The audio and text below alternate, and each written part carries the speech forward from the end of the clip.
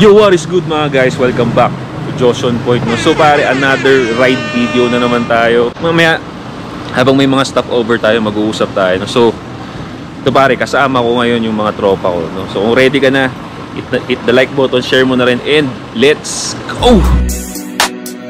Bad boy straight, kala kill, ako 10 toes down. Tawa, day, kala spin.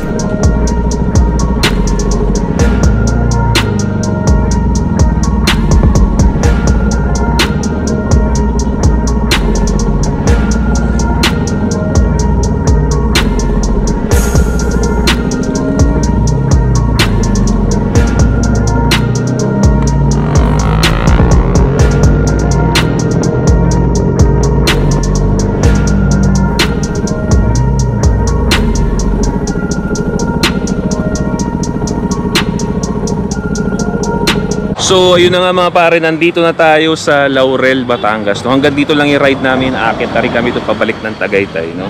So first time ko rito. Si Ching Denata, first time dito. So pare, sobrang ang ganda rito. No? Parang sobrang probinsya yung vibe. Tapos nandun na yata yung Taal pare. Okay, no? So shoutout sa mga taga Laurel, Batangas dyan. Comment down below. Tatatambay lang muna kami rito. Pahinga. Pakita ko muna yung mga motor ng tropa, no? Pakita natin. So, ito nakita nyo na to sa, kung nanonood kayo ng mga TikTok ko, nakita nyo na to, KTM 3690 at 3690 RC390 KTM pare yan, kay Monching yan. Ayan. Kasi ito pare yung ZX25R ni Mark. Ayan, nandiyan si Mark, kasama natin yan. So, makikita nyo na yan palagi sa mga ano natin, kasama na natin yan. And syempre, yung ating motor dito, no? Bitpilin 401. Alam nyo na yan. Yung nakapanood sa video natin last time, kasama natin si Dudut.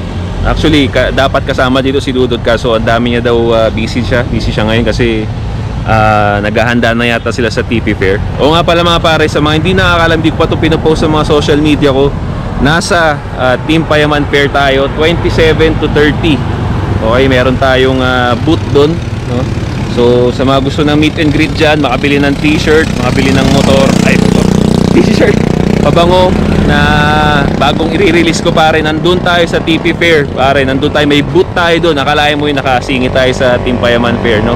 So 27 to 30 pare sa SMX yan, December 27 to 30 SMX, yung katabi ng MOA, Mall of Asia. So may booth tayo doon. Okay, may booth tayo doon sa lahat ng gustong makilala ko, gusto ng shoutout, gusto ng libreng may mga problema kayo, usap tayo doon pare. Dala kayo ng beer, pasyatin nyo ako, usap tayo. Okay, so tara, akit na muna tayo doon.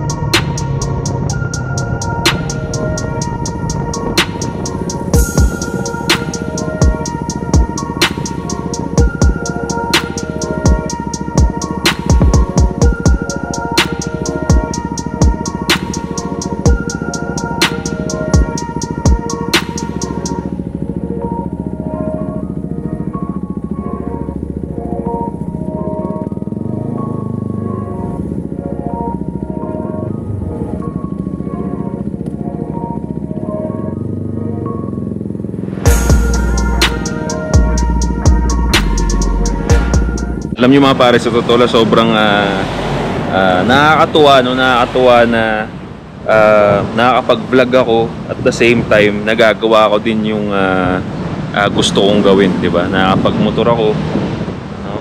At the same time yung sideline ko na mag-vlog nagagawa ko din. Sobrang ganda lang. Alam mo yun pare, parang sumasang-ayon yung mga plano, mga destiny sa gusto mong mangyari, no? Tama ba yun, Ching? Tama. Ano masasabi mo doon sa sinabi mo?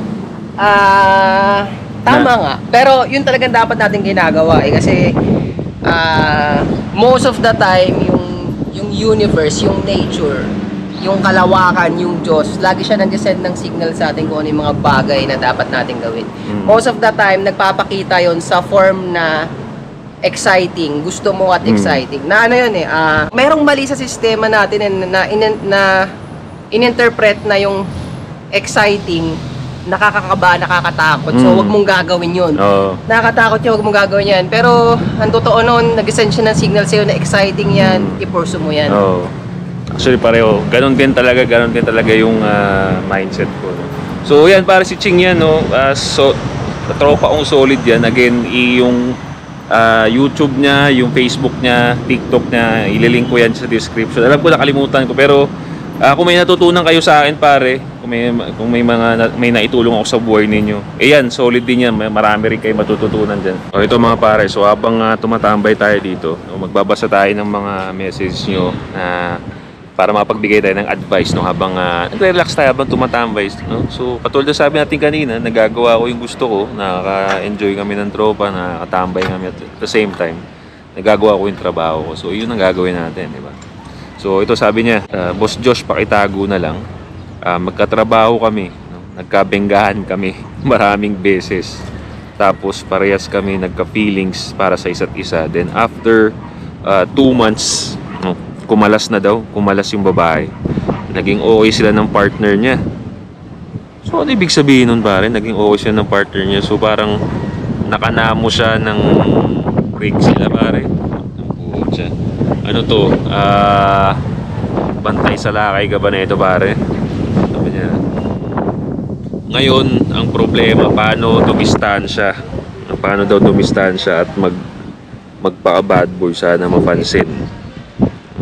Tapos kinakausap niya pa rin ako. Magkatrabaho pa rin po kami at kumukulit, communication chat sa email. Paano po gagawin? Well, pare, again, alam mo na yung sagot dito, di ba? May partner na yung babae, bro. Okay, may partner na yung babae. Sabihin natin na makuha mo nga yung babae ulit, sumama sa'yo. The fact na kaya niyang iwan yung current partner niya para sa'yo, what makes you think na hindi niya gawin sa'yo yun, pare? Gets mo? Kung kaya niyang gawin sa ibang tao yun, kaya niya rin gawin sa'yo yun. Diba? Okay, so madali lang ang masasuggest ko sa'yo dyan. Huwag ka na pumasok sa problema na yan. May partner na yan, bro. Maghanap ka na ng iba, pare. Maraming single dyan. Kung naniniwala ka sa sarili mo na malupit ka talaga, pare, kayang-kaya mong dumagit, walang problema ng single. Okay? So magbasa pa tayo dito, pare. Next question, sabi niya rito, Idol, paano gagawin ko? Todo close yung jowa ko sa best friend niyang gay. Okay, so may best friend yung girlfriend niya na gay. Then nabalitaan ko, dati palang nagkagusto yung girlfriend ko sa gay na yon. So yung best friend niya ngayon na gay, may gusto yung girlfriend niya ngayon. Parang ang labo, ano yun, hindi ba gay yung gay na yon dati? Kaya nagkagusto yung girlfriend mo? Kasi kung hindi gay yung best friend niya noon, tapos gay ngayon, ang ina, parang ano ata yan, pare, spy ata yan, bro. Oh, spy. Nagbabalat kayo para makascore. So ito sabi, sana masagot, Idol. Di ko maiwasan mag-overthink. Well, naintindihan kita. Paano na din palakasin yung mindset ko, Idol? Yung mawala yung focus ko sa jowa ko, Idol. Ayoko maging supot. Ayoko maging supot, Idol. Pero nadadaig ng pag-ibig. Haha, yun, may tawa siya. So, aminado siya, pare. Well, lagi ko lang masasuggest sa inyo, no, kung nag-overthink kasi kayo sa mga ganyan, sa ibang tao, no? For example, sa mga jowa ninyo, no, nag-overthink kayo. Isa lang ibig sabihin yan, no? Wala akong ginagawa, na wala kang ibang ginagawa kundi ang kasama lang ang girlfriend mo, kasama lang yung jowa mo, ang isipin lang yung jowa mo, diba? Wala kang ibang ginagawa eh. Ito pare, i-relate ko lang yung sarili ko kasi ito lang din man ang ginagawa ko, diba? Anong ginagawa ko sa buhay ko, pare, kaya hindi ako masyadong nagpapakasupot sa wife ko, diba? At may respeto pa yung wife ko sa akin, diba? Nagsasubmit siya sa akin. Ano ba mga ginagawa ko? Kung active ko sa social media ko, ang dami kong ginagawa, pare. Unang-una, may business ako, diba? Pangalawa, nagma-martial arts ako, nagma-muay thai ako, pare. Pangatlo, sa free time ko, nagra-ride kami ng tropa. Number 4, may social media rin ako. May social media presence ako, pare. Diba? So, hindi naman sa pagmamayabang. Gusto ko lang talaga sabihin sa inyo yung totoo, yung mga nangyayari sa akin. Kasi para hindi nyo sabihin na nag-iimbento ako dito. kahapon, no, nag-mall kami ng wife ko, no. Shoutout dun sa mga tropa na yun, no. Sayang hindi ko na videoan. Shoutout sa inyo kung nanonood kayo dito, pare.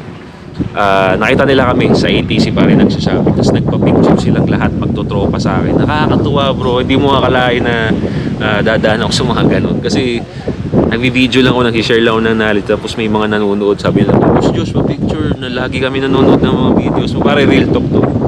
Tapos yung wife ko nandun, kasama niya, kasama ko nandun, nakikita niya na ng dami nagpa-picture sa akin kasi may social media presence ako. Tapos after nun, umalis na yung mga tropa natin, no? Sabi ni uy, grabe si sikat to, as a sikat person, sabi nung wife ko mga ganun. So natutuwa siya. Ngayon, pagka nakikita niya yung mga ganung bagay, nagkakarespeto yung babae sa'yo. Diba? Mas magsasubmit siya sa'yo, no choice siyang magsasubmit sa'yo kasi nakikita, medyo sikat tong kasama ko. Nakikita niyo yun, pare. So, yun ang nangyayari pag marami kang ginagawa bilang lalaki. Kaya lagi kong pinupush sa inyo, lagi ko sinasabi sa inyo na you have to explore new things kasi hindi mo mamamalayan yan, pare. Pag nag-explore ka ng mga bagong bagay, hindi mo mamamalayan na magiging passion mo na yun, no? Ang bonus pa, yung passion mo na ipagkakakitaan mo. Diba? Yan din naman ang nangyari sa akin, diba? Napagkakitaan ko, may kita sa Facebook, may kita sa YouTube, diba? So, pagkasupot ka ngayon, pare, ibig sabihin kasi wala kang ginagawa talaga, bro. Diba? Kaya nga lagi ko pinupush dito, bilang lalaki, at least, no? At least, nagji-gym kayo, may membership kayo sa gym, or kung tamad kayo magbuhat, at least, may nag-aaral kayo ng martial arts, taekwondo, boxing, muay thai, MMA, kahit ano man, jiu-jitsu, ano man ang gusto ninyo. At least kahit isa doon, meron kayo, pare. Diba? Para after school, bahay, meron kayong ginagawa. Okay?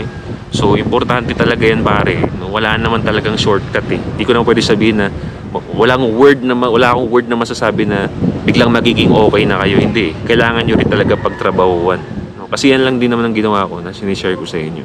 No? So, ayun na nga mga pare. Babachi na tayo, no? 6 hours din kaming, 7 hours na yata. 6 hours na tayo nagra-ride, no? Mga 6 hours na tayo nagra-ride. Oo, may kasama namang pahinga. Oo, mga 6 to 7 hours namin nagra-ride. So, babachi na kami, pare. So, maraming salamat sa panonood, no? Don't forget to subscribe, hit the bell para notify kayo sa mga bago nating videos. Leave a comment down below, pare, mga suggestions, reactions, lahat-lahat, lagay nyo na dyan. So yeah, that's it for me, guys. This is Joshua Point. See you next time. Boom!